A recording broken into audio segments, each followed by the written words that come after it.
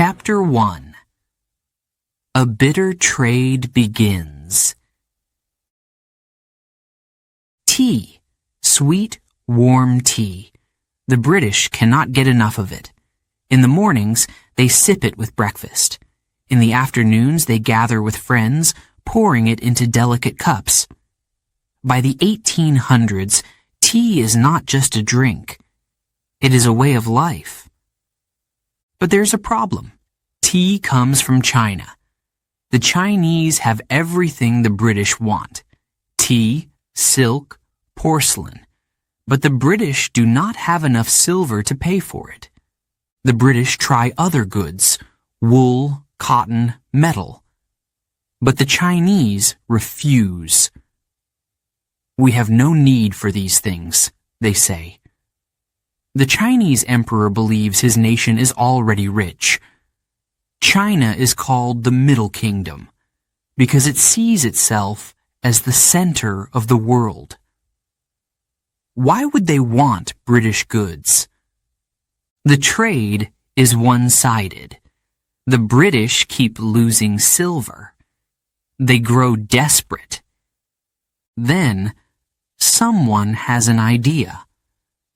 A dangerous idea. The British decide to trade opium. Opium is a drug. It is made from poppy plants and has been used for medicine. But opium can also be addictive. When people use too much of it, they cannot stop. It takes over their lives. British merchants start bringing opium into China. At first, it is a small trade. Quiet, secret, but soon it grows. Farmers in India, under British rule, plant fields of poppies. Ships carry opium across the sea, unloading it onto Chinese shores. The merchants are clever. They use silver to buy tea, silk, and porcelain. Then they sell opium to get their silver back. They make huge profits. In China, the opium spreads like fire. It starts in the cities. Wealthy men smoke it in small pipes, lying back on soft cushions. Then it reaches the countryside. Poor farmers, tired from long days in the fields, try it too. It makes them forget their troubles for a while. But soon, addiction takes hold. People can't work. They spend all their money on more opium. Families starve. Villages fall apart. In the palace, the emperor hears of the trouble. He calls his officials. "This poison is destroying my people," he cries. "We must stop it." One official, Linzexu, stands tall.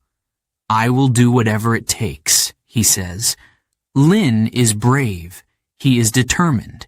He writes letters to the British merchants begging them to stop, but they ignore him. So, Lin takes action. He orders his men to search ships for opium.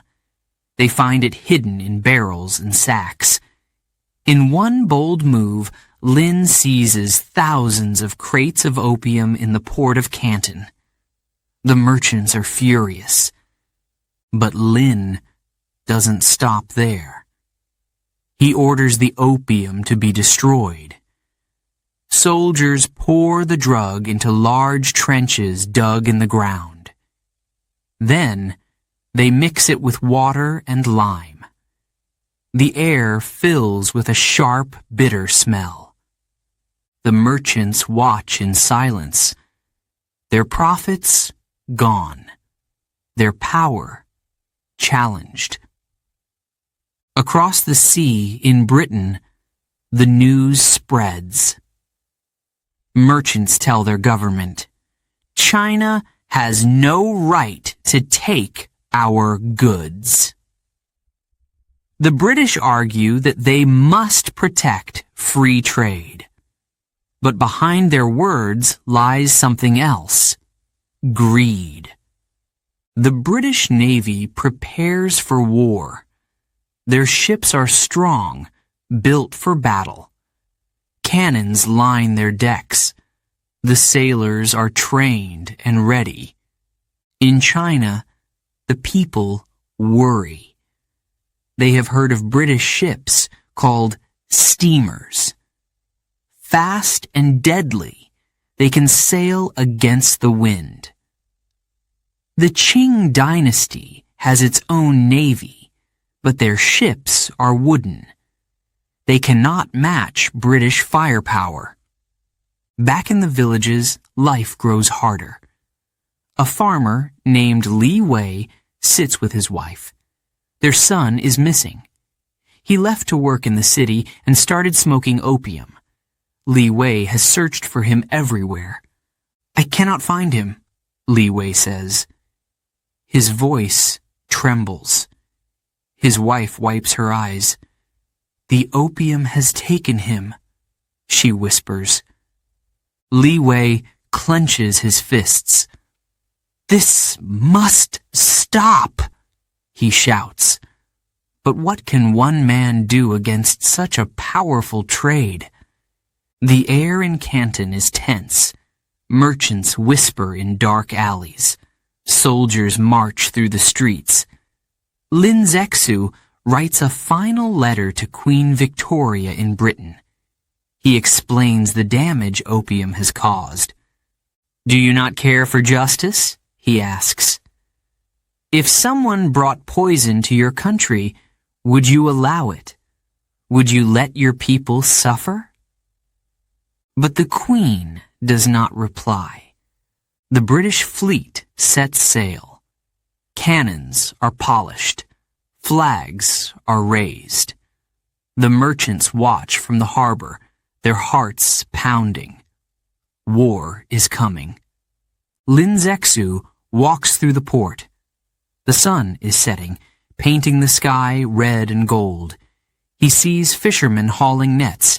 He hears the cries of market sellers. "This is my home," he thinks. "I must protect it." But deep down, Lin knows the battles ahead will be hard. The British are powerful. Their weapons are advanced. Still, Lin does not give up. He vows to fight for his people, for his emperor, for his land. The waves crash against the shore. The first British ship appears on the horizon. Its sails are wide. Its cannons glint in the sunlight. The Opium War has begun. Chapter 2.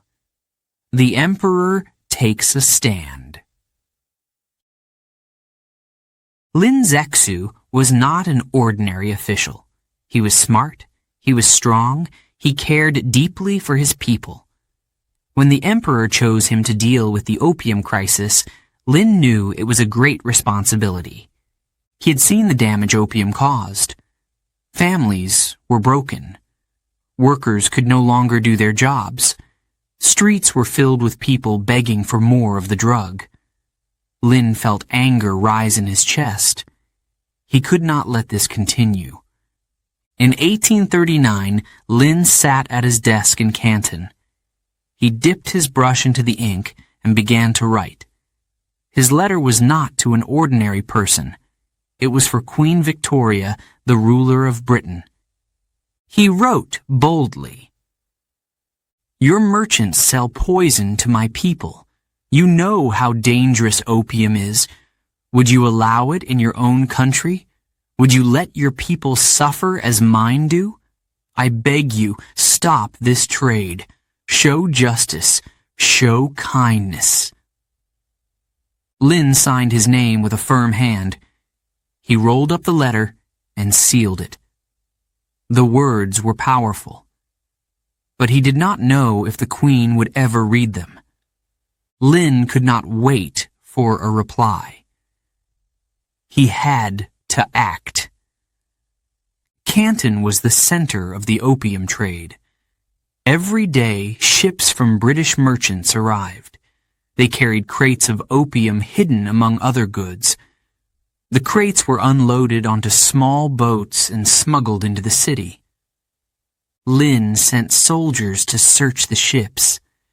They found opium hidden in barrels marked as tea.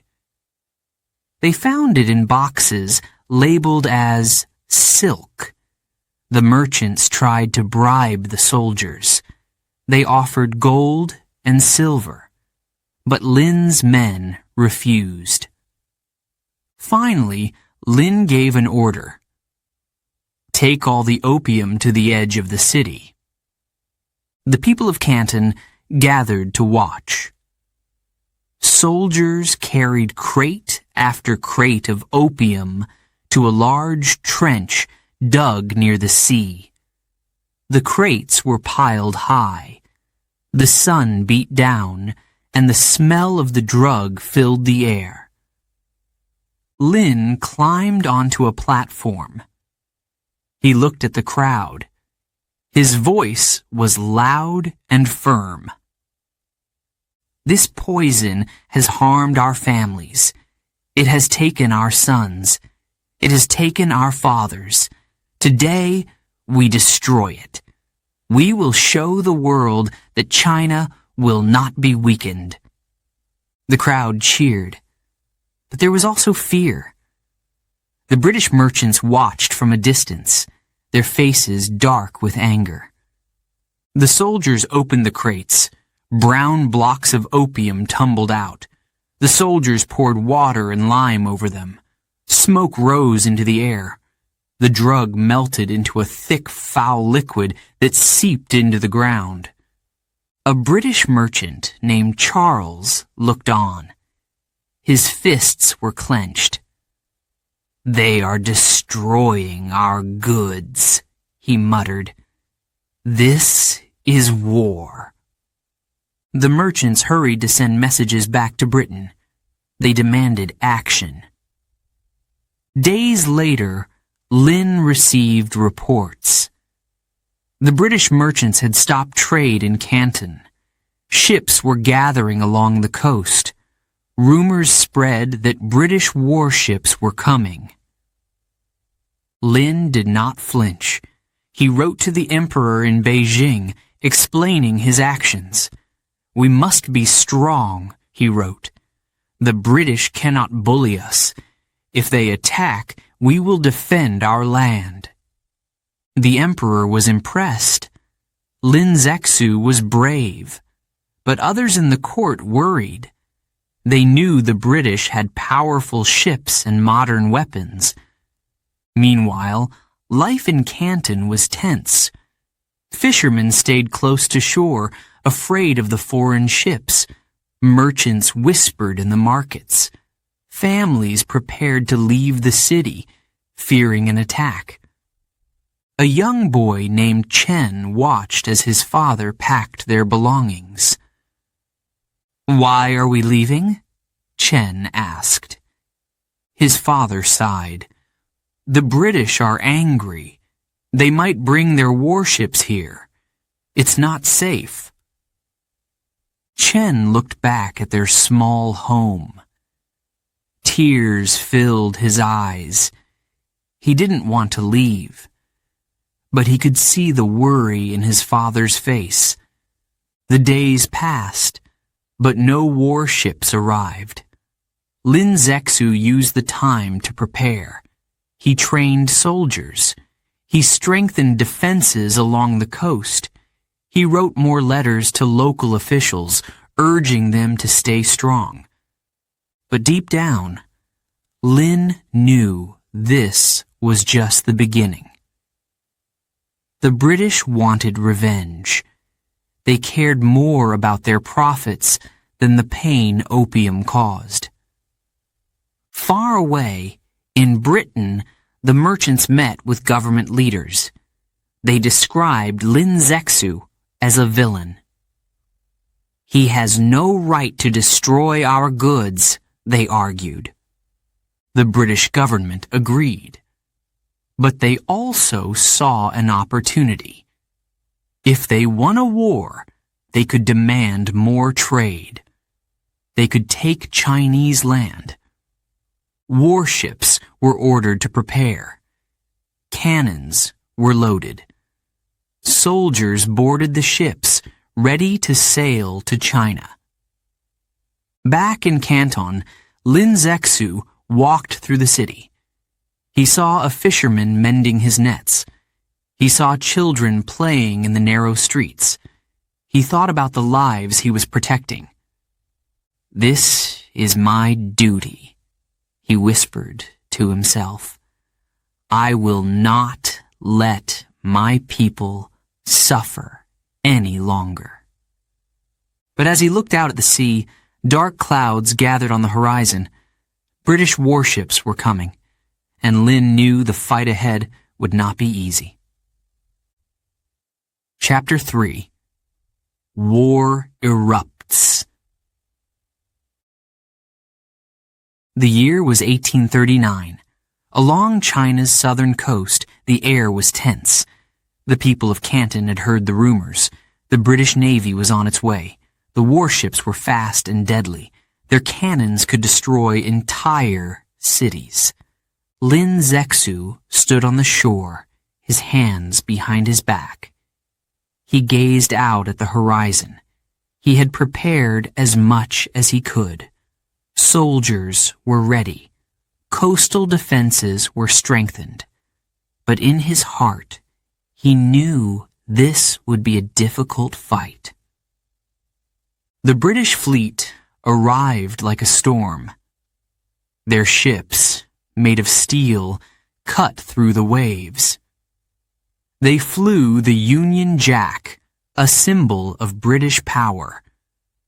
Smoke rose from their chimneys as steam engines drove them forward. On the other side, the Qing Navy waited. Their ships, called junks, were smaller. Made of wood, they were slower and less stable.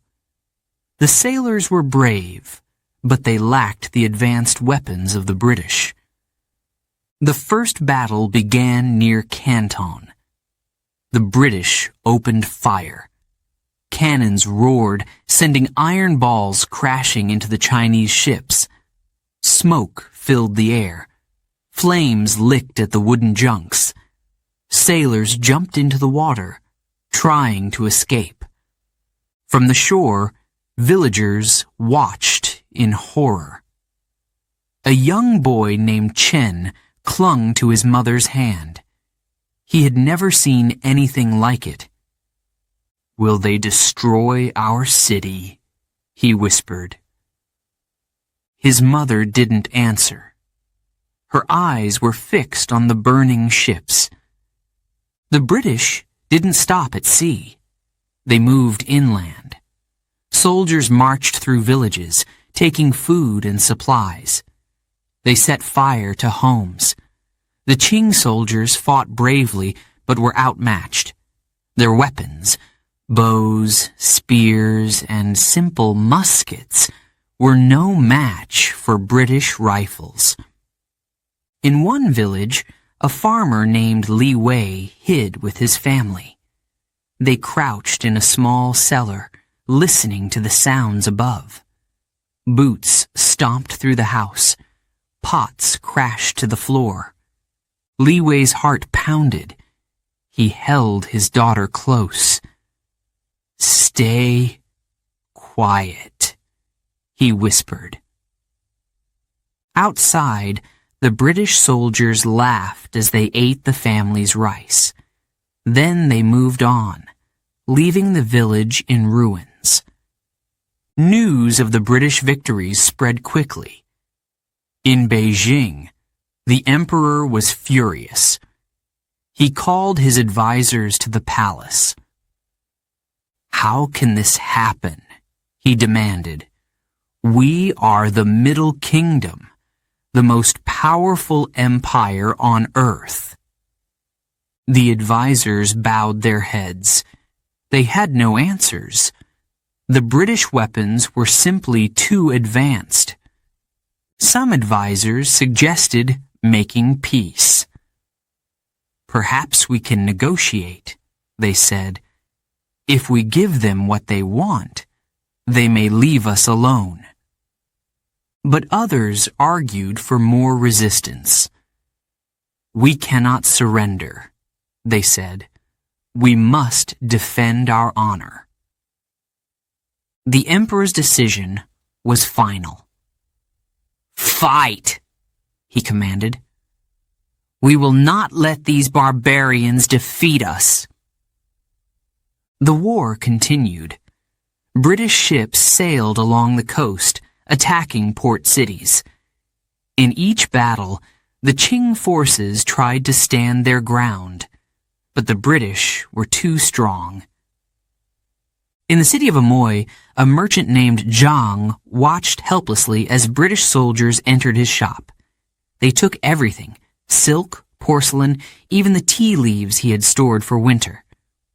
"You can't take this," Zhang protested. A soldier shoved him aside.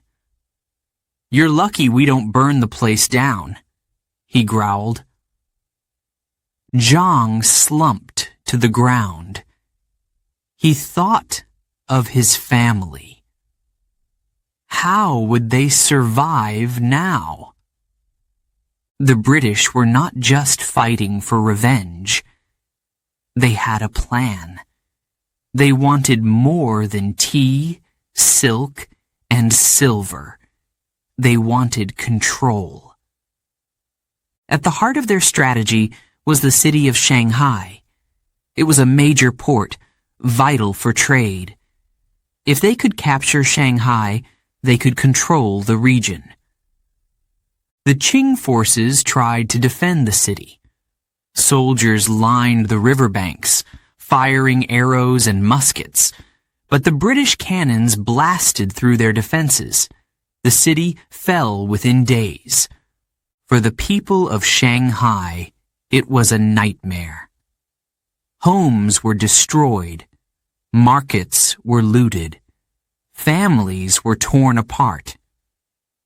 Back in Canton, Lin Zexu received the reports. Each message was worse than the last. Cities were falling. Soldiers were retreating.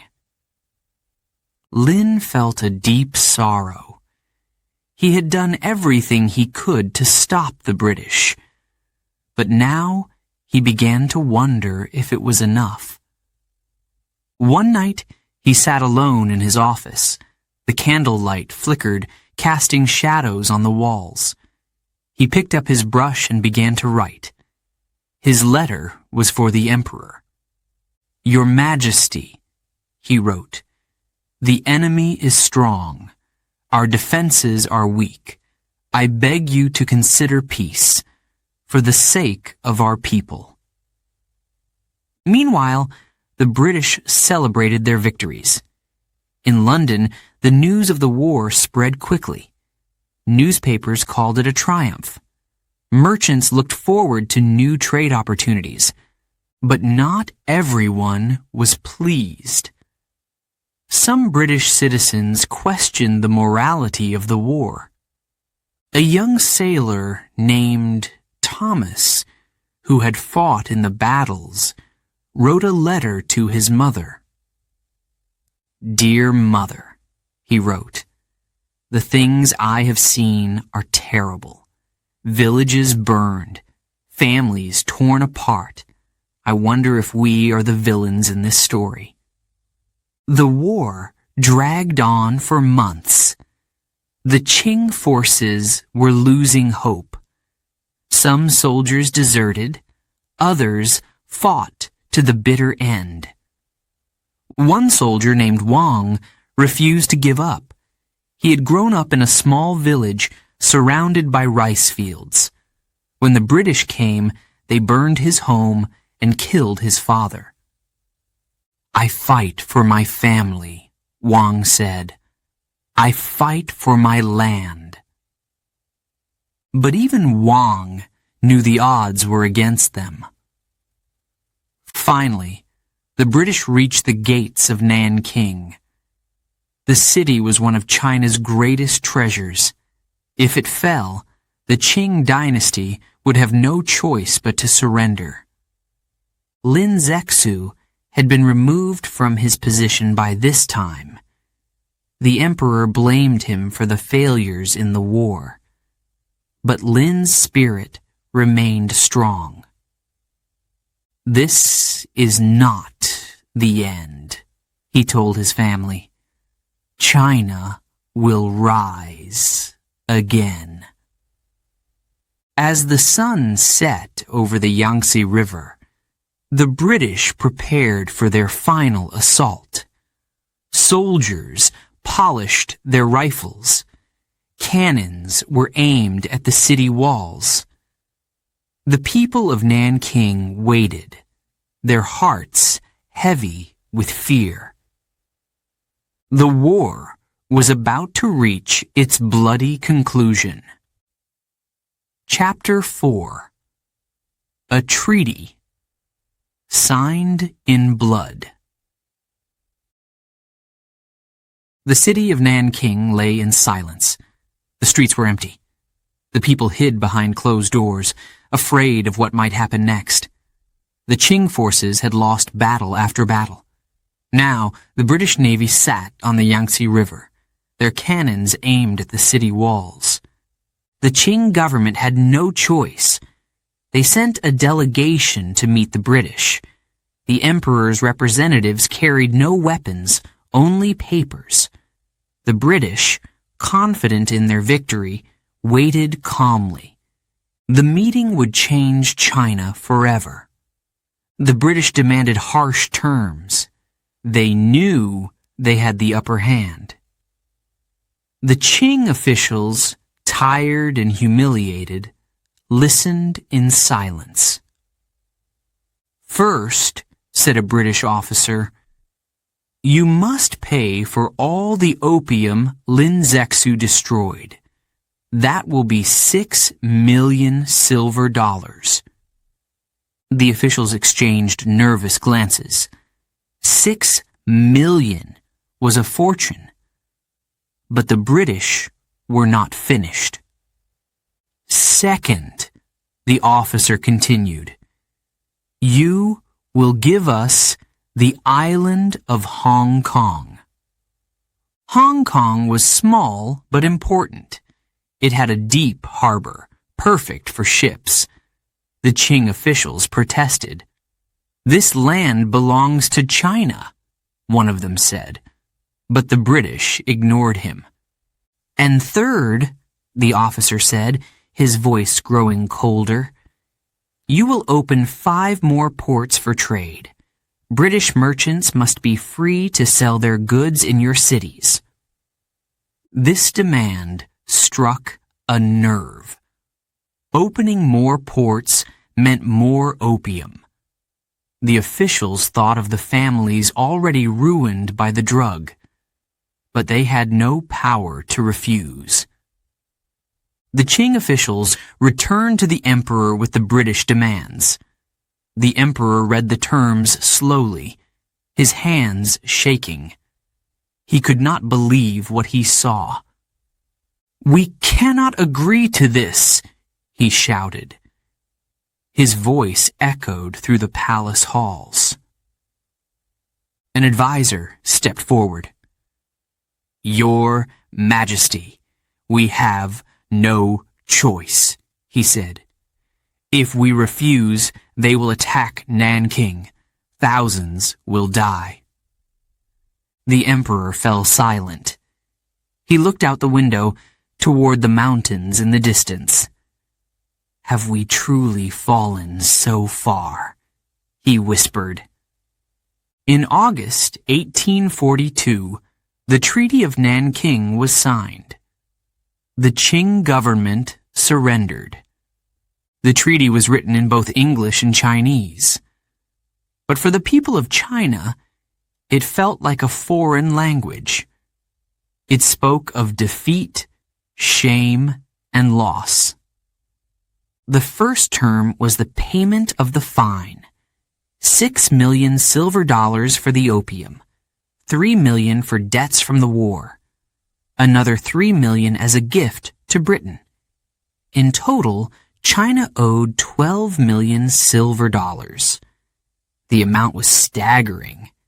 Next was Hong Kong. The island was officially handed over to Britain. Chinese people living there became subjects of the British Crown. For the first time in history, a part of China was no longer Chinese. Finally, the ports were named Canton, Amoy, Fuzhou, Ningbo, and Shanghai. British merchants could trade freely there. They could bring in as much opium as they wanted. When the news of the treaty spread, the Chinese people were stunned. In Canton, a farmer named Li Wei sat with his wife, reading the announcement. His wife shook her head. "They took Hong Kong?" she said. "How can the emperor allow this?"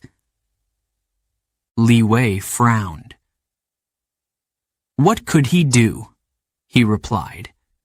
"Their weapons are too strong." But his words did not comfort her. She thought of their son, lost to opium addiction. "More ports will mean more opium," she said. "More suffering." Li Wei nodded. He had no answer. In Shanghai, a merchant named Zhang prepared for the changes. The city would soon be flooded with foreign traders. British ships would fill the harbor. British goods would fill the markets. "We must adapt," Zhang told his son. "If we don't, we will be left behind."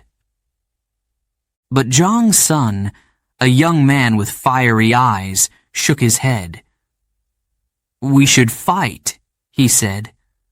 "Why let the British take what is ours?" Zhang sighed. "I understand your anger," he said, "but we have already lost. Now we must survive." On the British side, there was celebration. Merchants in London cheered the news of the treaty. They saw it as a victory for free trade. A merchant named Charles, who had witnessed the destruction of opium in Canton, raised a glass at a party. "To progress," he said. "Now we can bring civilization to the East." But not everyone agreed. A British sailor named Thomas, who had fought in the war, sat quietly in the corner. He remembered the villages they had burned, the families they had left homeless. "Civilization," he muttered to himself. "It feels more like robbery." The Treaty of Nanking was not just a loss for China. It was a turning point. The Qing dynasty, once strong and proud, now seemed weak. Other nations watched closely. In France, in the United States, in Russia, leaders began to see opportunities. If Britain could force China to open its doors, why couldn't they? And within China, the people began to question their rulers. How could the emperor protect them if he could not protect their land? In a small village near Nanking, an elderly scholar named Wang wrote in his journal. His brush moved slowly, his thoughts heavy. "We have entered a new era," he wrote, "an era of shame, but also an era of awakening. The British have taken much from us, but they cannot take our spirit." Wang closed the journal and set down his brush. He looked out at the fields where young men worked in silence. Perhaps, he thought, one day we will rise again. The treaty was signed. The war was over.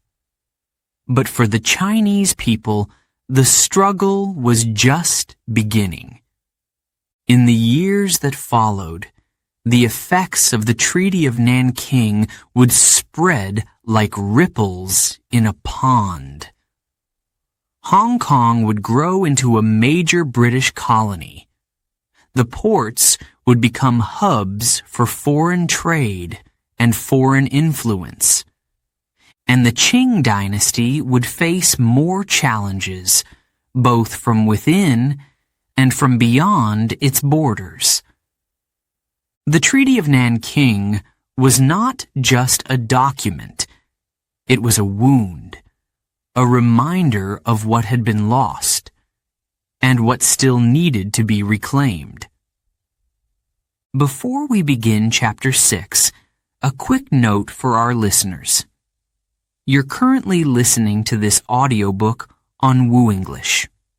Remember, this content is specially made for Woo English listeners only. If you're hearing it on any other channel, it may be a violation of Woo English's rights. Please ensure you're tuned into the right source to fully enjoy and respect this audiobook journey.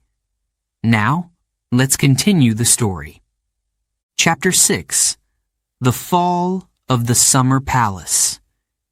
In the year 1860, the city of Beijing held its breath.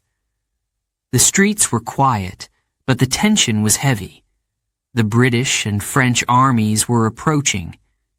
People whispered about the foreign troops. They were armed with powerful weapons. They showed no mercy. The emperor had fled the city. He left behind his advisors, his soldiers, and his people. The Qing dynasty seemed weaker than ever. At the heart of Beijing stood the Summer Palace, known as Yuanmingyuan.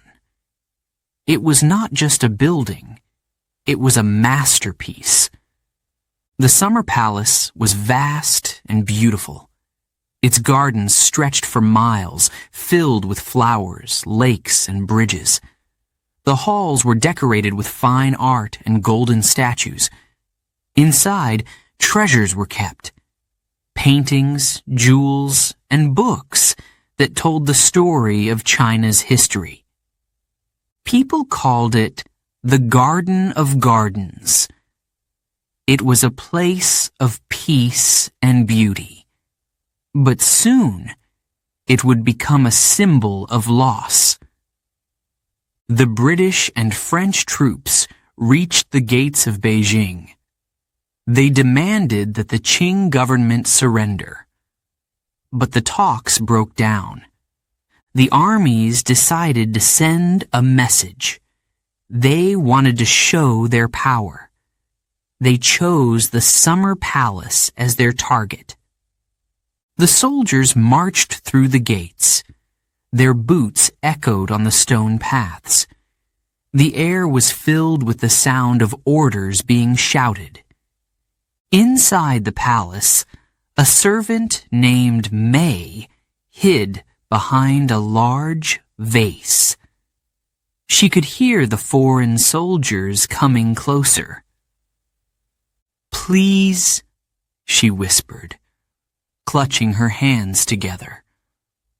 "Don't destroy this place." But the soldiers were not there to admire the beauty. They were there to take everything of value. The looting began. Soldiers smashed open chests and cabinets. They grabbed gold and silver. They tore paintings from the walls. Ancient books were thrown to the ground.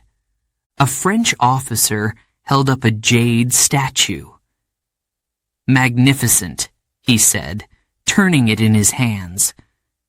"This will look fine in Paris." Nearby, a British soldier found a silk robe embroidered with dragons. He laughed as he draped it over his shoulders. May peeked out from her hiding spot. Her eyes filled with tears. She had worked in the palace for years. She had cared for its treasures. Now they were being stolen and destroyed. Outside, the gardens were in chaos. Soldiers cut down trees for firewood. Statues were smashed to pieces. The lakes, once calm and clear, were muddy from the trampling boots. A Chinese scholar named Li watched from a distance. He had spent years studying in the palace library. Now, those books were gone. His heart ached. "Why do they do this?" he asked aloud. "What have we done to deserve this?" But no one answered. The soldiers worked quickly. They loaded carts with treasures. Boxes of gold and jade were sent back to the ships. The officers smiled, pleased with their loot. But it was not enough. The commanders decided to destroy what they could not take. "Burn it," one officer said simply. The fires began in the afternoon. Smoke rose into the sky, black and thick. The flames spread quickly, fueled by the wood of the palace halls. May ran from her hiding spot.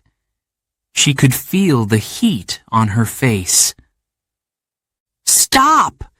she cried. "Please stop!" But no one listened. The soldiers ignored her. Some even laughed. The fire roared like a dragon. The beautiful halls collapsed into ashes. The golden statues melted in the heat. From a hill outside the city, Li watched the smoke rise. His hands trembled. His eyes burned with tears. The summer palace was more than a building. It was a piece of China's soul. "They are destroying us," he said softly. "They are tearing apart who we are." Others around him nodded, but no one knew what to do. The fire burned for 2 days. By the time it was over, the summer palace was gone. Only rubble remained. The British and French armies left the city soon after. They had sent their message. For the Chinese people, the destruction of the summer palace was more than a military loss. It was a wound, a deep wound that would take years to heal. News of the destruction spread across China. In small villages, people wept when they heard the stories. A farmer named Zhang sat with his wife. "They took everything," he said. "Even the books, even our history." His wife nodded. "How can we fight against such power?" she asked. Zhang didn't answer. He didn't know. In Europe, the looted treasures were displayed in museums. Crowds marveled at the beauty of the Chinese artifacts, but few thought about the destruction it took to obtain them. A British soldier named Thomas returned home and spoke to his family about what he had seen. "The palace was the most beautiful place I've ever been," he said. "But now, it's gone. I don't know if we did the right thing." His mother looked at him carefully. "War is never right," she said. In Beijing, the people tried to move on, but the ruins of the summer palace were a constant reminder. Children played near the rubble, not understanding what had been lost. Li, the scholar, returned to the site. He walked among the ashes, searching for anything that had survived. He found a broken piece of pottery and held it tightly. "This is all that's left," he said, "but we will rebuild. One day, we will be strong again." The destruction of the Summer Palace left a scar on China. It was a symbol of humiliation, a reminder of foreign power. But it also sparked a fire in the hearts of the people. For years to come, the memory of the palace would inspire those who dreamed of a stronger, united China. And though the buildings were gone, the spirit of Yuan Mingyuan lived on. Chapter 7. Voices of the People. The war was not just fought in battles. It was fought in homes, in villages, and in the hearts of people. The soldiers carried weapons, but the people carried the burden. Their stories were often forgotten, but they were the soul of the conflict. Li Wei was a farmer in a small village near Canton. His land had been in his family for generations. He grew rice and vegetables, enough to feed his family and sell at the market. Life was simple, but it was good. Then, the war came. Li Wei's village was in the path of the British troops. One day, soldiers marched in. Their boots kicked up dust as they passed. The village elders went out to speak with them.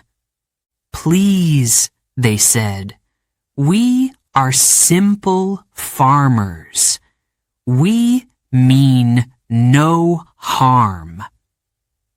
But the soldiers needed supplies. They took rice, tools, and even the family's ox. Li Wei watched as his fields grew empty. His children cried from hunger. "Why is this happening to us?" his wife asked. Li Wei had no answer. Far away, in London, a sailor named Thomas prepared for war. He was young, barely 20, and eager to see the world. When he joined the Navy, he dreamed of adventure. But war was not what he had imagined. Thomas stood on the deck of a British ship as it sailed toward China. The sea was rough, and the air was cold. He wrote a letter to his mother. "Dear Mother," he began, "I do not know why we are fighting this war. They say it is for trade, but I have seen the faces of the people we harm. It does not feel right." He folded the letter and placed it in his pocket. He would send it when they reached port, if he could find the courage. Back in China, May was a servant in a wealthy household in Canton. She had worked there since she was a child, caring for the family's children and cleaning the large house. When the war began, the family fled to the countryside. May stayed behind. She had nowhere else to go. One evening, British soldiers entered the house. They broke furniture, smashed dishes, and searched for valuables. May hid under a table, her heart pounding. "Take what you can," one soldier shouted. May clenched her fists. She wanted to stop them. But what could she do?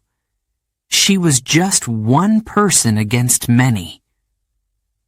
When the soldiers left, the house was in ruins. May sat on the floor, surrounded by broken pieces of her life.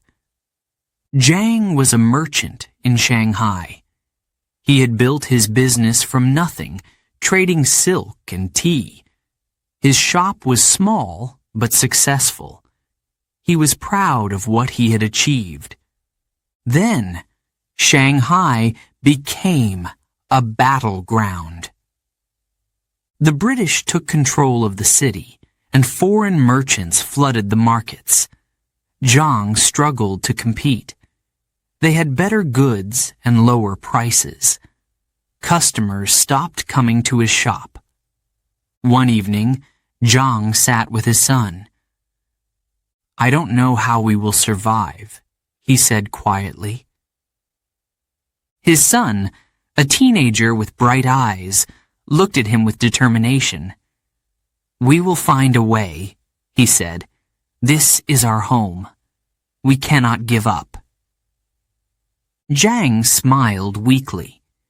His son's words gave him hope, but he knew the road ahead would be hard. Thomas, the sailor, finally arrived in China. The ship anchored near Canton, and the crew was ordered to prepare for battle. Thomas followed the others, carrying supplies and loading cannons. But his heart was heavy.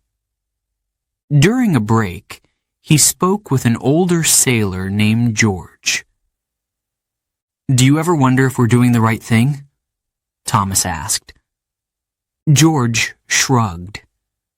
"Right or wrong doesn't matter," he said. "We follow orders.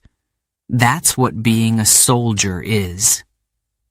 Thomas nodded, but he couldn't shake the feeling that George was wrong. In a village near Beijing, an elderly scholar named Wang lived with his grandson.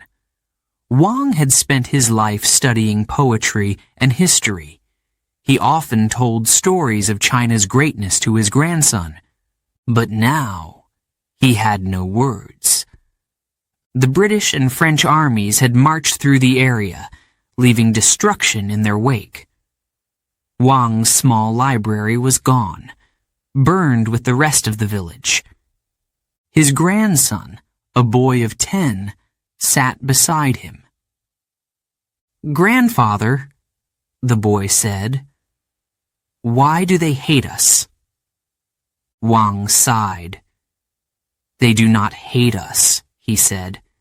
"They want power, and they will destroy anything to get it."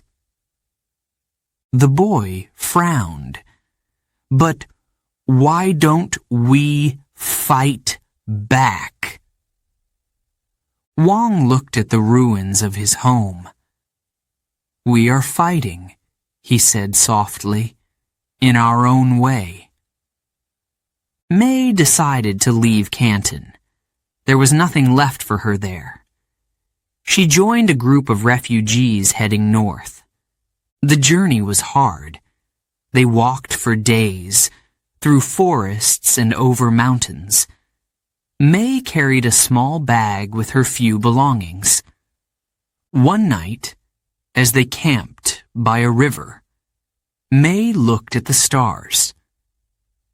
She thought of the family she had served. She wondered if they were safe. She also thought of the soldiers who had destroyed her home. "They took everything from me," she whispered, "but they will not take my spirit." Li Wei, the farmer, tried to rebuild. He planted new crops, hoping the war would not return to his village. One day, he saw his son playing in the dirt. The boy held a small wooden horse, his only toy. Li Wei knelt beside him. "One day, this will all be yours," he said, motioning to the fields.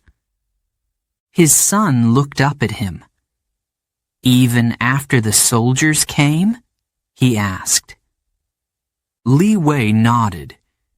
"Even after everything. We are still here, and that means we are strong." The voices of the people were quiet, but they carried great strength. A merchant, a farmer, a scholar, a sailor, a war touched them all. Their lives were changed forever, but even in the darkest times, they found hope. They taught their children. They rebuilt their homes. They dreamed of a future where such pain would never return. And though they did not hold weapons, they fought in their own way. Chapter 8. A Shattered Nation. The war had ended, but peace did not follow. China, once proud and powerful, was now at the mercy of foreign powers. The Treaty of Nanking had been signed in 1842, but it was only the beginning. Over the next 2 decades, more treaties were forced on the Qing government. These agreements were called the unequal treaties. They brought shame to the nation. In cities like Shanghai, British, French, and American merchants grew rich. They controlled the ports and the trade. Chinese merchants struggled to compete. The streets filled with foreign shops, foreign goods, and foreign rules. Zhang, a silk merchant in Shanghai, looked at his empty store.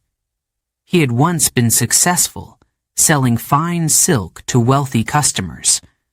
But now, foreigners sold their goods for less.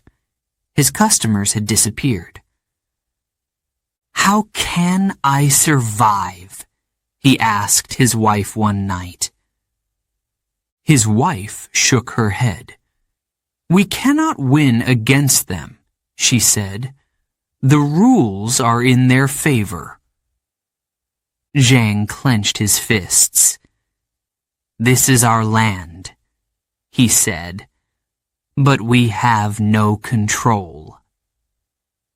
The unequal treaties forced China to give up more than trade. Foreigners could now live in special areas called concessions. These were parts of Chinese cities where foreign laws ruled. Chinese officials had no power there.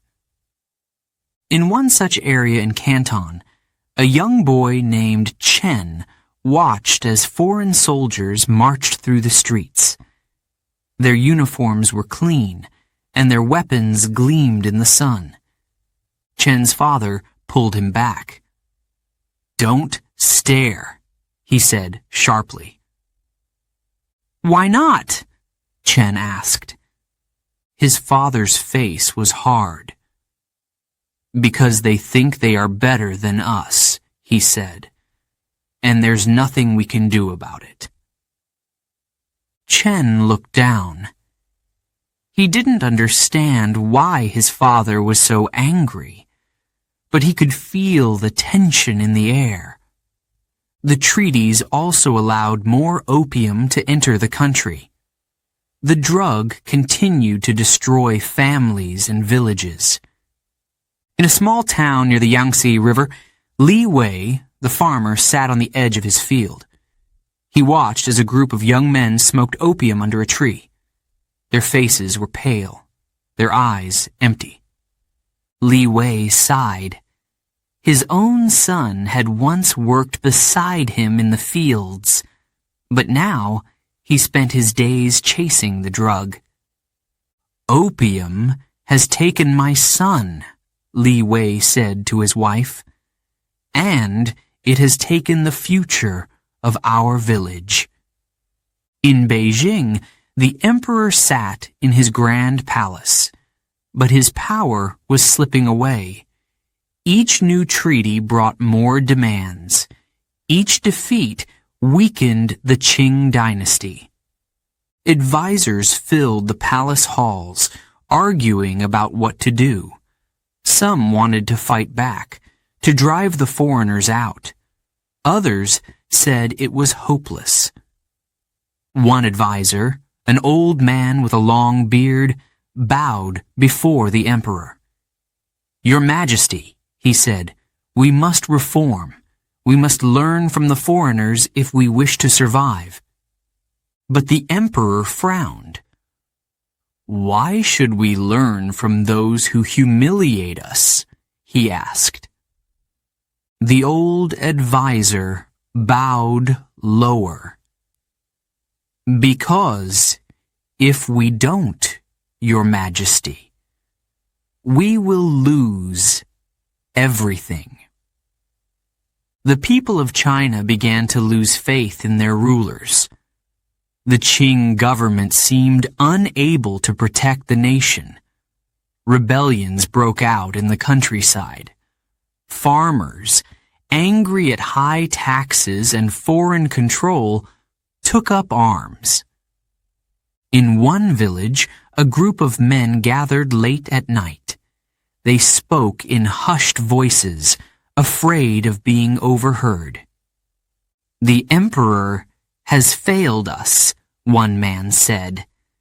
"It's time we take matters into our own hands." "But what can we do?" another man asked. "The foreigners have guns. The Qing soldiers are too strong." The first man looked around the room. His voice grew firm. "We fight," he said, "for our land, for our families, for China." In the foreign concessions, life was very different.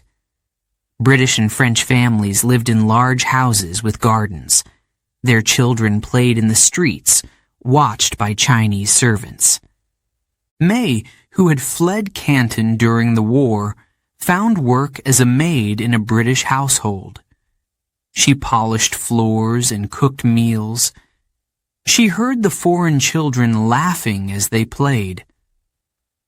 One day, as she swept the floor, her employer's son asked her a question.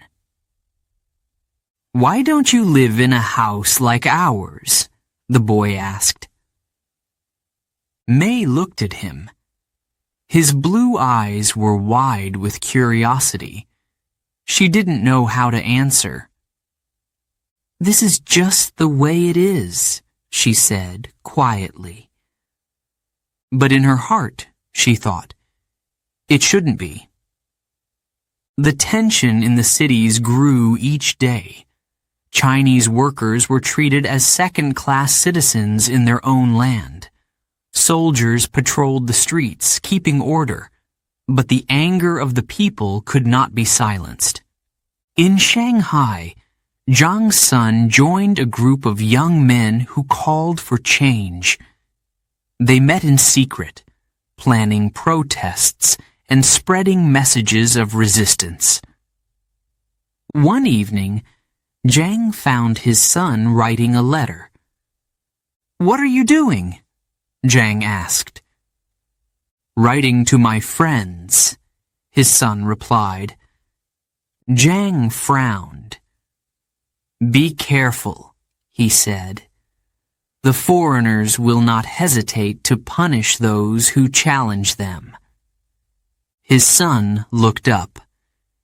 "If we do nothing, Father, nothing will change." The unequal treaties did more than take land and money. They took dignity. For the people of China, each treaty was a reminder of their weakness. But in the midst of the pain, seeds of hope began to grow. Some believed that China could rise again. In a small school in Beijing, a teacher named Wang stood before his students. He spoke of China's history, its culture, and its achievements. "Do not forget who we are," he said. "The foreigners may have power now, but they cannot take our spirit. One day we will rebuild." The students listened closely. Among them was a boy who would later become a leader in the fight for a new China. The unequal treaties left China shattered. The Qing government was weak. Foreign powers controlled the ports, but the people of China were not defeated. They carried their anger and their hope. They dreamed of a stronger nation, and though the road was long and difficult, they believed in a better future. Chapter 9. Shadows of the Opium Trade. Opium had taken root in China like a poisonous weed. It grew everywhere, in the homes of the rich, in the streets of the poor, in the fields where farmers worked. The drug did not care who you were. It stole the minds of scholars, the strength of workers, and the happiness of families. Li Wei was one such man. Once a proud farmer, he had lost everything to opium. His son had introduced him to the drug, promising it would ease his pain after a long day in the fields. At first it did. The opium made Li feel light, as if his troubles were far away. But soon he could not stop. He sold his tools to buy more, then his ox, then his land. Now, Li sat outside a crumbling house, his body thin and weak. His wife stood nearby, watching him with tears in her eyes. "What have you done to us?" she whispered. Li had no answer. In the city of Shanghai, the problem was even worse. The opium dens were always full. Rich merchants smoked in private rooms, lying on silk cushions. Poor laborers crowded into dark corners, sharing a single pipe. May, who worked as a maid in a foreign household, passed an opium den every day on her way to the market. She held her breath as she walked by. The smell of the drug was thick and bitter. One day, she saw a boy sitting outside the den. His clothes were torn, and his face was pale. May knelt beside him. "Where is your family?" she asked. The boy looked at her with empty eyes. "Inside," he said softly. May's heart broke. She wanted to help him, but she didn't know how. The Qing government tried to stop the spread of opium. They issued new laws, banning its use in trade. Officials raided opium dens, arresting dealers and destroying supplies. But it was not enough. The foreign merchants still brought opium into the ports. They sold it openly, protected by the unequal treaties. Zhang, the silk merchant in Shanghai, watched helplessly as the trade grew. "They care only about their profits," he told his son one evening. "They do not see the damage they cause." His son, now a young man, clenched his fists. "Then we must make them see," he said. Resistance began to grow. In small villages and crowded cities, people started to speak out against the opium trade. Reformers called for change. Wang, a teacher in Beijing, spoke to his students about the dangers of opium. "It weakens our bodies," he said. "It clouds our minds. If we are to build a strong China, we must rid ourselves of this poison." The students listened closely. Among them was a boy who dreamed of becoming a leader. he would one day help shape China's future. In the countryside, farmers formed secret groups to fight the opium trade. They destroyed shipments, burned opium fields, and chased away dealers. Li Wei's wife joined one such group. She had lost too much to stay silent. One night, she returned home after a meeting.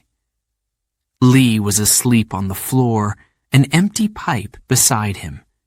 She looked at him and felt a mix of anger and sadness.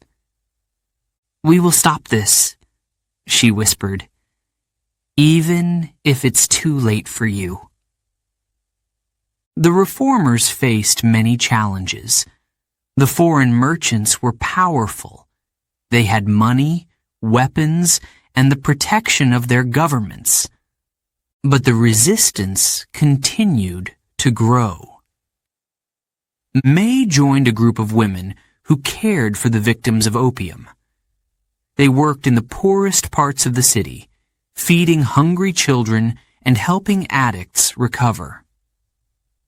One day, May visited a small house where a mother and her 2 children lived. The mother was weak from years of smoking opium.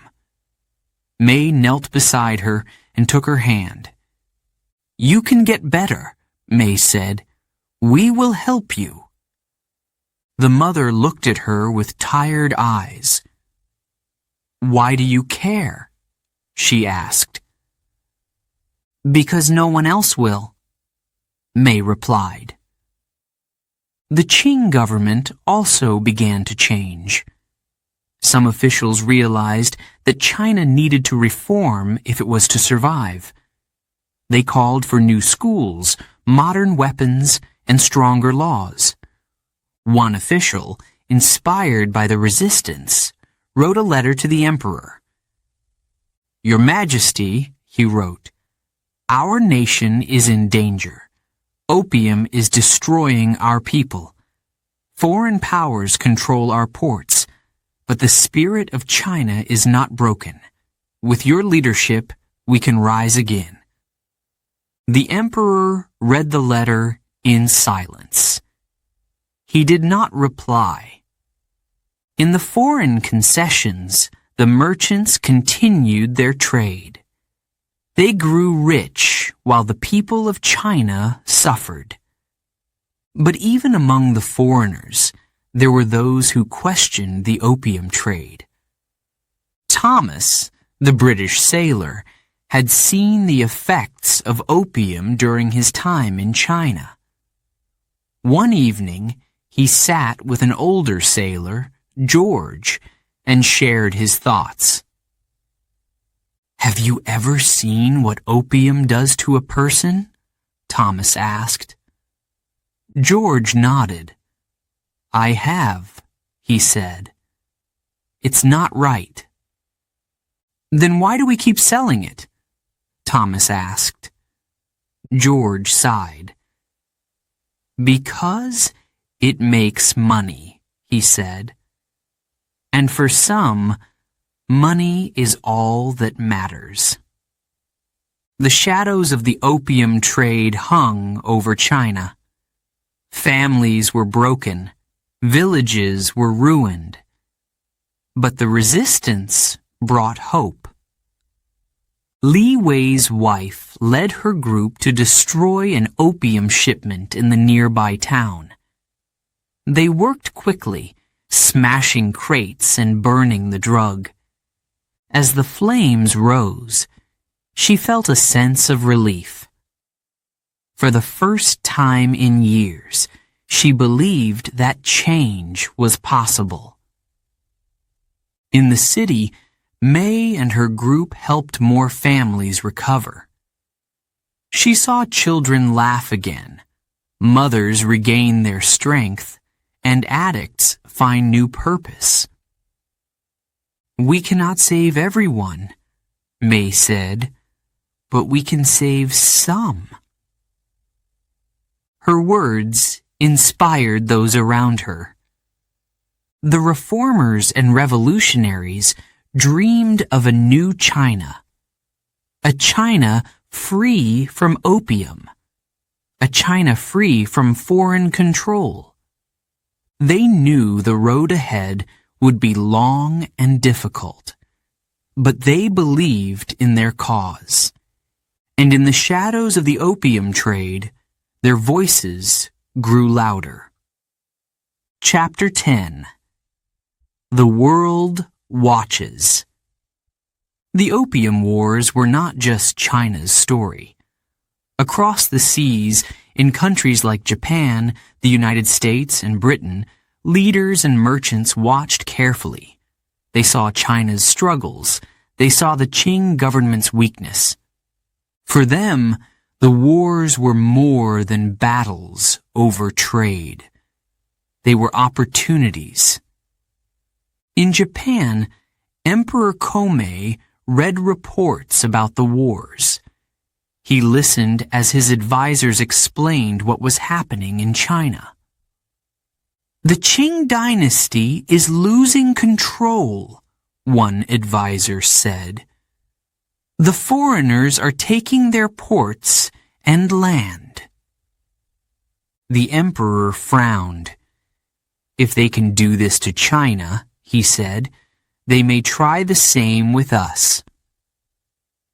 Japan was different from China. It had been closed to foreign trade for over 200 years, but the Opium Wars made Japanese leaders nervous. They began to rethink their policies. One samurai, named Hiroshi, stood in a council meeting.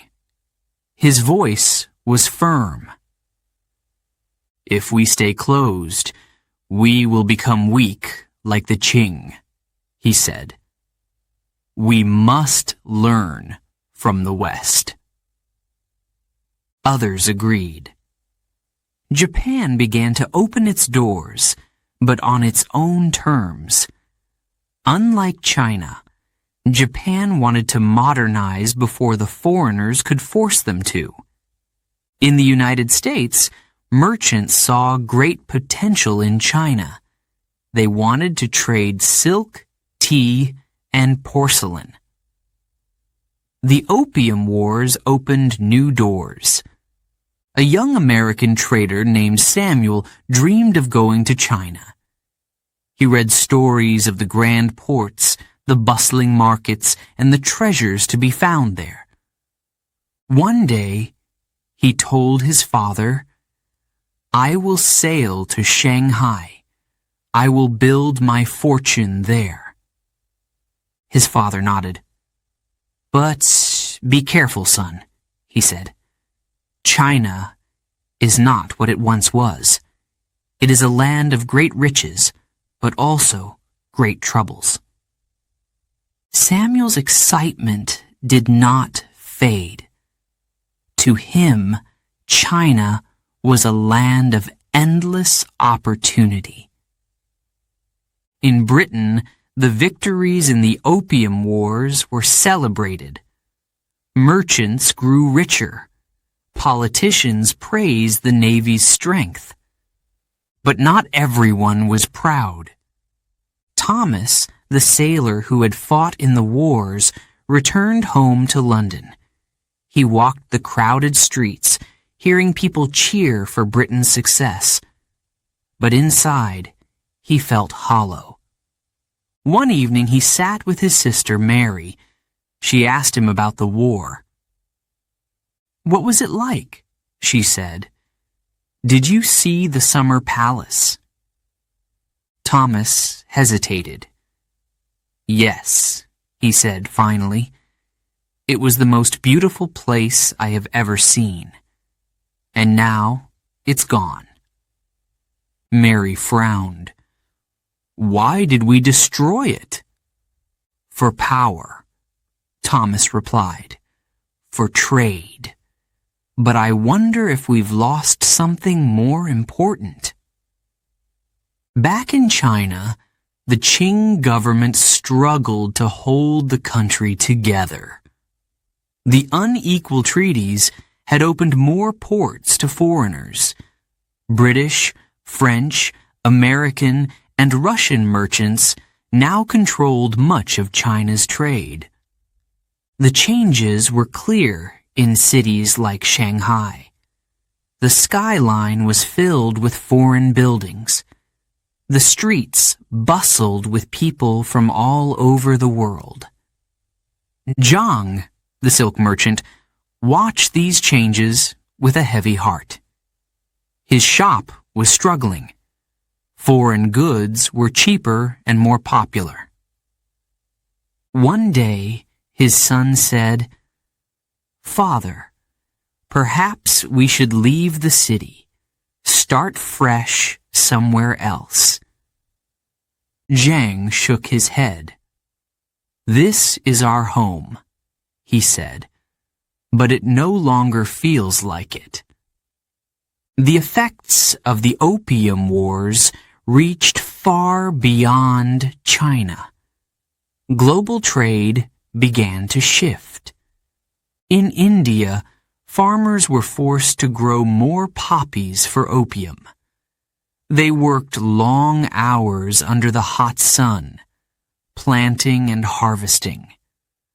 The British East India Company made enormous profits from the trade. One farmer, named Ravi, spoke to his wife one evening.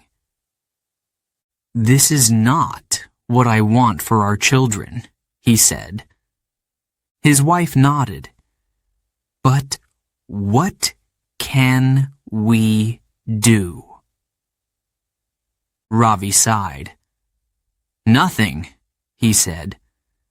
"As long as the British control the land, we have no choice." In France, leaders watched Britain's success in China with envy. They began to plan their own expansions in Asia. In Paris, a young diplomat named Henri spoke at a meeting. "Britain is gaining great wealth and influence in China," he said. "If we do not act, we will fall behind." France soon joined the fight, forcing its own demands on the Qing government. The world saw China as a symbol of opportunity, but also of caution. One Russian merchant wrote in his journal, "China is like a giant brought to its knees. If we are not careful, the same could happen to us." Even in Europe, leaders debated what the Opium Wars meant for their own countries. Meanwhile, in small villages across China, the people tried to carry on with their lives, but the presence of foreign merchants and soldiers was a constant reminder of their country's struggles. In a village near Canton, Li Wei's wife spoke with her neighbors. They worried about the future. "Our children will grow up under foreign rules," one woman said. Li Wei's wife nodded. "But they will also grow stronger," she said. "The world is watching, and one day we will rise again." The Opium Wars changed more than China. They changed the balance of power in the world. For centuries, China had been a great empire, respected and feared. But now it was seen as weak. Foreign powers moved in, taking land, wealth, and control. But not all hope was lost. In Beijing, a scholar named Wang spoke to his students. "Do not think that we are defeated," he said. "The world may see us as weak, but we are still here, and we will learn. We will adapt. One day, the world will see a different China." His words inspired his students.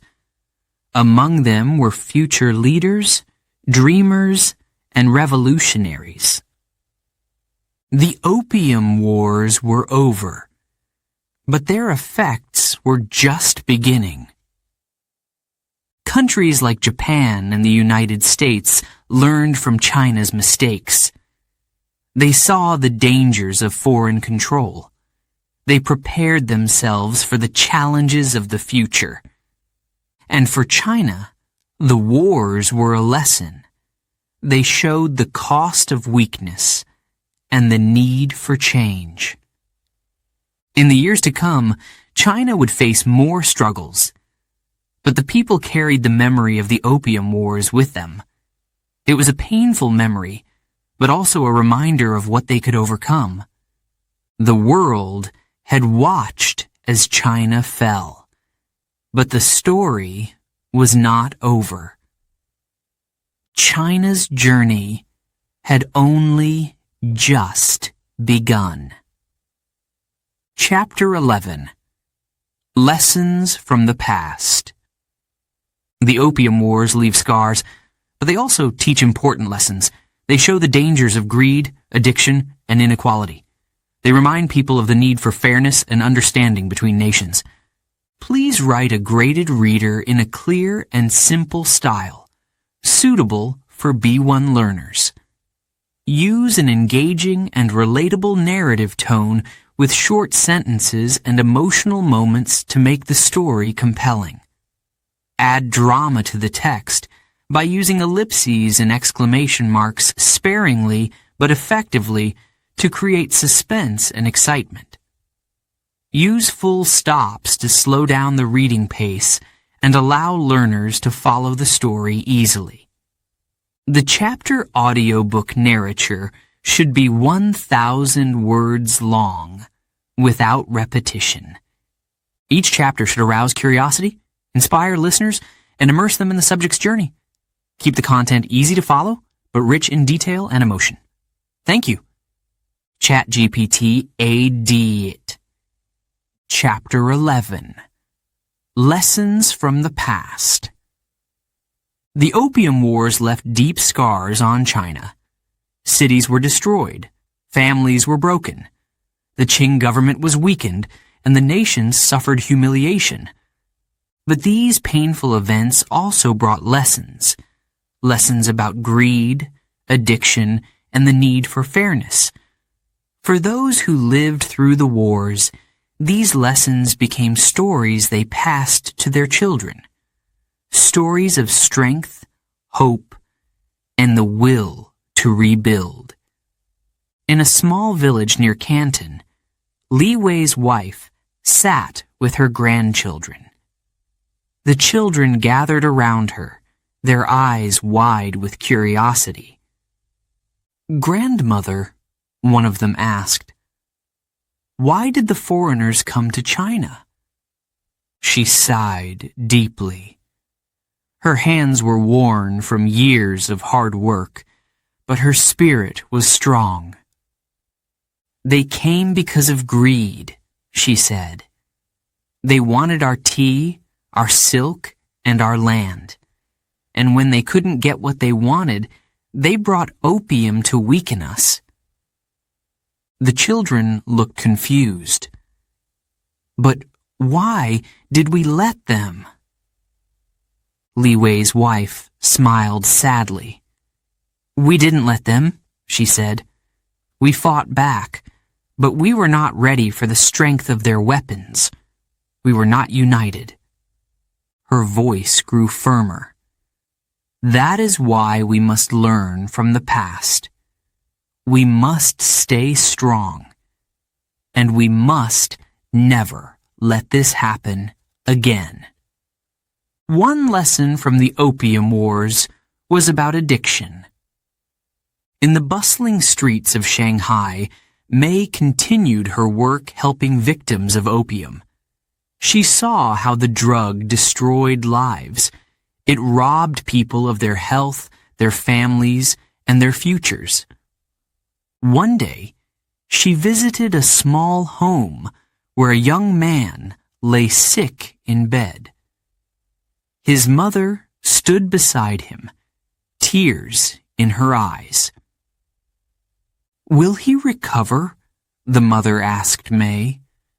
May placed her hand on the mother's shoulder. "He can recover," she said.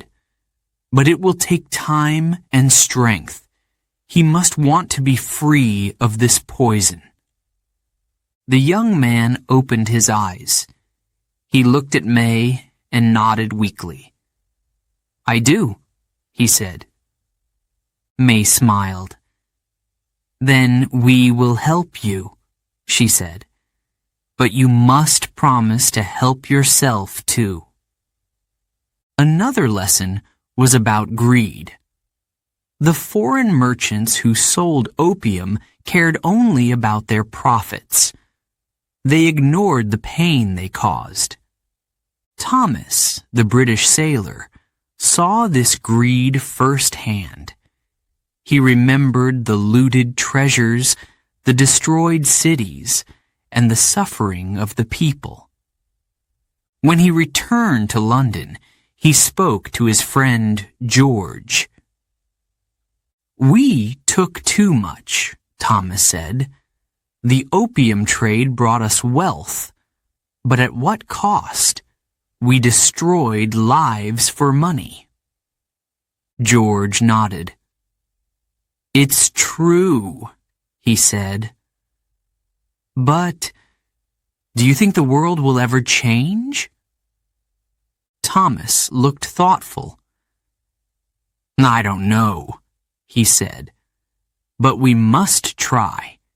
If we don't, the same mistakes will be made again and again." The Opium Wars also taught the importance of fairness between nations. The unequal treaties had shown what happened when one country used its power to dominate another. In Beijing, a scholar named Wang wrote about these lessons in his journal. "We must remember this time," he wrote. "We must remember the pain and the loss. But we must also remember that it is not only the weak who suffer. Greed and inequality harm all nations, even those who seem strong." He closed his journal and looked out the window at the ruins of his city. "If we forget these lessons," he said softly, "we will face the same pain again." For some, the lessons of the Opium Wars were about the need for change. Reformers and revolutionaries believed that China needed to modernize to protect itself from future threats. Zhang's son, who had joined a group of young reformers, spoke passionately at a secret meeting. "We cannot stay the same," he said. "If we do, we will remain weak. We must learn from the foreigners. We must build stronger cities, stronger schools, and stronger armies." An older man in the group nodded. "But we must also hold on to who we are," he said. "China is a land of great history and culture. Modernizing does not mean forgetting our roots." The group agreed. They dreamed of a China that was both modern and proud of its traditions. The Opium Wars left a mark on the world, not just on China. Other countries saw the dangers of inequality and the power of greed. In Japan, leaders decided to learn from China's mistakes. They began to open their country to trade, but they did so carefully. They modernized their weapons, their schools, and their government. One Japanese leader said, "We have seen what happened to China. If we do not prepare, the same will happen to us." Japan's decisions helped it grow stronger, avoiding the humiliation that China had faced. In the United States, some merchants grew rich from trade with China. but others questioned the morality of the opium trade. Samuel, the young American trader, wrote in his diary during his first trip to China. "This land is beautiful," he wrote. "Its people are kind and hard-working. Yet we bring them a poison that destroys their lives. How can this be right?" Samuel later decided to leave the opium trade and focus on selling tea and silk instead. He believed that fairness was more important than profit. For the people of China, the lessons of the Opium Wars were deeply personal. Families like Li Wei's had seen their lives destroyed by addiction and war, but they also found strength in their struggles. One evening, Li Wei's wife stood in the fields with her youngest son. The boy was planting seeds in the soil, his hands covered in dirt. "Will these plants grow strong?" the boy asked. "Yes," she said. "If you care for them, they will grow strong, just like us. We have been through hard times, but we are still here." The boy smiled. He didn't fully understand her words, but he felt their meaning. The Opium Wars taught many lessons. They showed the dangers of greed and addiction. They reminded people of the need for fairness and understanding, and they inspired future generations to dream of a better world. For the people of China, the scars of the wars remained. But those scars became reminders of what had been lost and of what could be regained. And though the journey was long, the lessons of the past guided them toward a brighter future. Chapter 12. A New Chapter for China. The Opium Wars had left China scarred. Cities were destroyed and lives were shattered. But the people did not give up. Slowly, they began to rebuild. China's story was not over. In a small village near Canton, Li Wei's grandson walked through the fields. The crops had returned. The land was green again. He carried a wooden plow, just as his grandfather once had. "Grandfather always said the land was our strength," he told his younger sister. His sister nodded. "And now it's ours to care for." The village was alive once more. Farmers planted seeds, children laughed, and the markets bustled with energy. In the cities, the changes were even greater. Shanghai, once controlled by foreign powers, was now a place of renewal. Zhang's son had taken over the family silk shop. He worked hard to rebuild their business. One evening, he spoke to his father. "Our shop is small, but it is ours," he said proudly. Zhang smiled. "We have faced hard times," he said, "but we are still here. That is what matters." The streets of Shanghai were filled with new hope. Chinese merchants opened shops next to foreign ones. Factories and schools were built. The people were determined to take back control of their city. In Beijing, scholars and reformers worked tirelessly. They knew that China needed to learn from the past. Wang, the elderly scholar, gathered his students one last time. His voice was soft but steady. "The Opium Wars taught us painful lessons," he said. but they also showed us our strength. We survived. And now we must move forward.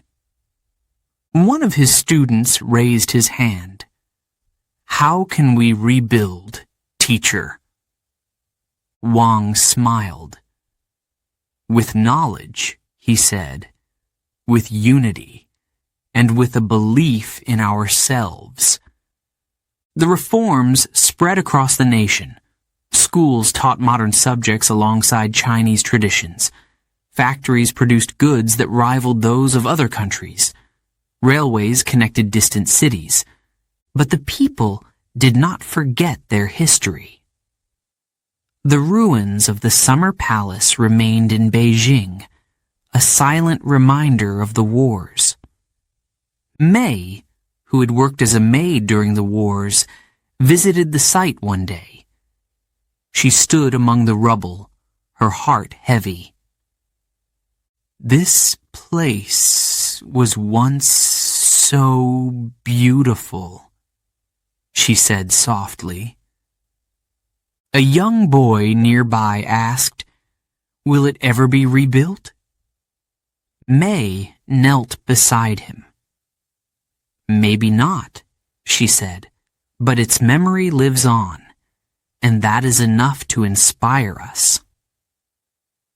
In the countryside, Li Wei's wife became a leader in her village. She taught the young women to be strong and resourceful. One evening, as the sun set, she spoke to a group of girls. "Our land has seen war and suffering," she said, "but we are still here. You must never forget that." The girls listened closely. They knew they were part of something bigger, a new chapter for China. The world watched as China began to rise again. Other nations noticed the changes. They saw a country determined to reclaim its strength.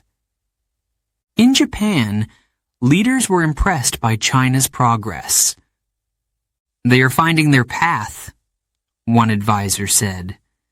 "We must respect their journey." In the United States, traders returned to China with curiosity. They no longer saw it as a weak nation, but as a partner with potential. Even in Britain, the view of China began to shift. Thomas, the sailor who had fought in the wars, followed the news from afar. One day, he spoke to his grandson. "I once thought we had won the Opium Wars," he said. "But now I see that China is winning in the end. They are rebuilding. They are finding their strength." His grandson listened carefully. "Do you think they will ever forget the wars?" Thomas shook his head. "No," he said, "and they shouldn't. Those memories are what make them strong." The lessons of the Opium Wars became part of China's identity. The people honored their history, but they did not let it hold them back. Zhang's grandson, who had grown up hearing stories of the wars, became a teacher in Shanghai. He taught his students about China's struggles and its victories. "History is not just about the past," he told them. "It is a guide for the future. We learn from it. We grow from it." The students nodded. They felt proud to be part of China's story. In Beijing, a new generation of leaders emerged. They spoke of unity, strength, and hope. One leader, inspired by the reformers of the past, addressed a crowd in the city square. Our ancestors faced great challenges, he said. They suffered, but they never gave up, and because of them, we stand here today, stronger, wiser, united. The crowd cheered. The leader's words echoed through the square, filling the people with determination. The scars of the Opium Wars remained, but they no longer defined China. Li Wei's grandson stood in the fields one evening, watching the sun set over the mountains.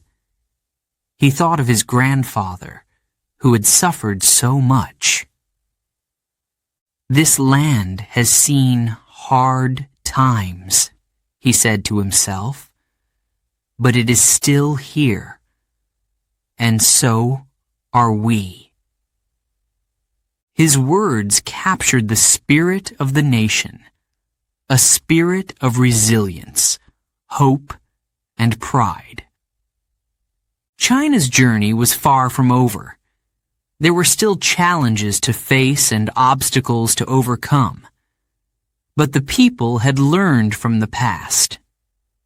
The Opium Wars were a painful chapter, but they were also a powerful one. They reminded the people of their strength. And as the years went by, the voices of the past echoed through the land. Never forget, but always move forward.